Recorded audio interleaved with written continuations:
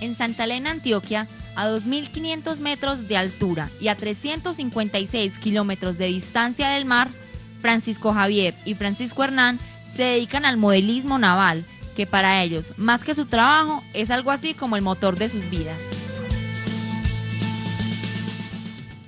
¿Qué sensaciones le generan a usted trabajar en un barquito? ¿Qué sensaciones me genera trabajar en un barquito? A ver, que me da mucha alegría, es un trabajo de mucha paz, en el sitio donde vivimos es muy calmado y se presta para hacer mi trabajo con mucho gusto. Conocer las reacciones de los personajes, meterse en su piel, en su intimidad para poder escribir desde sus mentes y sus sensaciones. Este tipo de reportería no es solo racional, sino también emocional. Hay que observar, escuchar, oler, degustar y tocar. Eso es la crónica.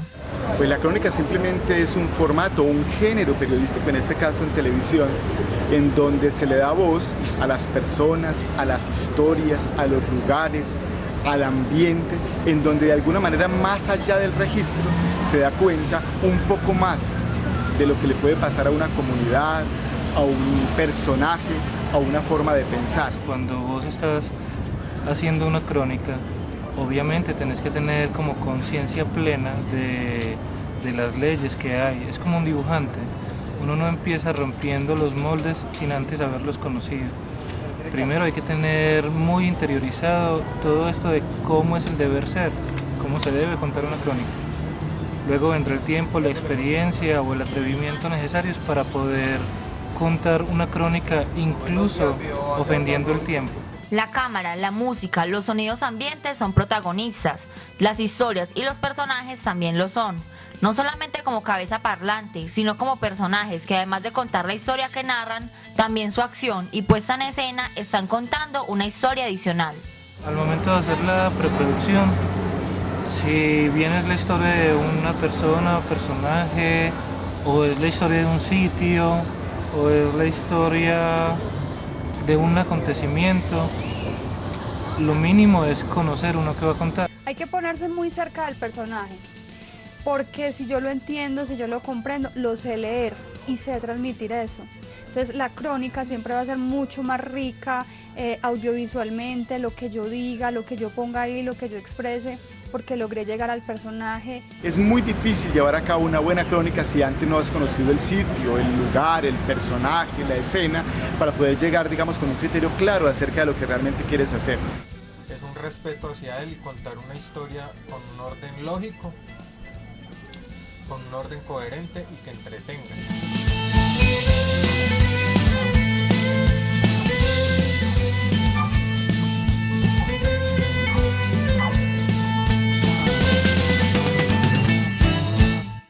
Después viene la parte de la grabación, en donde, como decíamos, es importante, muy importante, entender que no solamente es la imagen, sino también el sonido ambiente, la música y todo el escenario que hay alrededor, digamos, de la historia que estoy contando. A la hora de la producción de una crónica hay que recuperar el asombro. Es decir, vos ya conoces todo lo que tu preproducción te dio y tenés que estar dispuesto incluso a abandonarlo. Abandonarlo en el mejor de los sentidos. Hay algo que sucede ahí que vos notas que es tan importante, que puede hacer que toda la historia que vos pensaste que iba a contar no es la historia que realmente cuentas.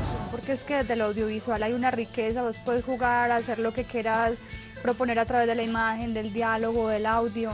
Entonces la crónica es un género como tan rico que yo creo que en algún momento de su vida todos los periodistas se han soñado hacer crónica.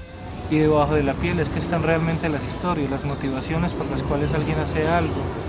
Entender por qué un hecho es importante, no solamente ese instante, sino cómo se relaciona con todo un contexto.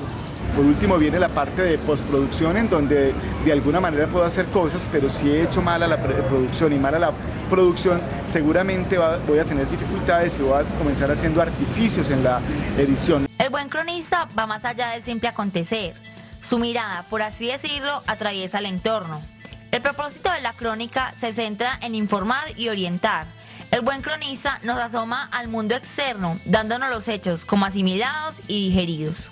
La crónica es fundamental porque a los seres humanos nos encantan que nos cuenten historias, y la crónica es una manera de contar historias, y contar historias de alguna manera seduce mucho más. Es como una lucha constante de no dejar morir este género en televisión, porque pues en la parte escrita sí se ve mucho.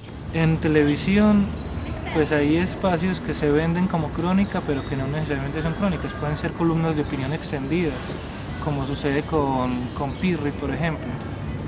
Un personaje que me parece muy bien que exista, me parece un ejercicio de un método de periodismo interesante, pero que le discuto el hecho de que él sea más importante que las historias que está contando. La crónica en la televisión colombiana se había perdido mucho y tenía más espacios como en los canales regionales que de pronto en canales privados, que son los que más ve la teleaudiencia. Hay algunos espacios en la televisión local y en la televisión regional donde se encuentran ya elementos para poder hacerlo. Están dos programas aquí sentados, pues por Las Buenas o Camino al Barrio, donde ese lenguaje es propicio. Pero nosotros somos las excepciones. Lo normal es que la crónica todavía no tenga todo lo que se merece, y por eso a nosotros todavía nos falta mucho para comprender realmente el lugar donde vivimos.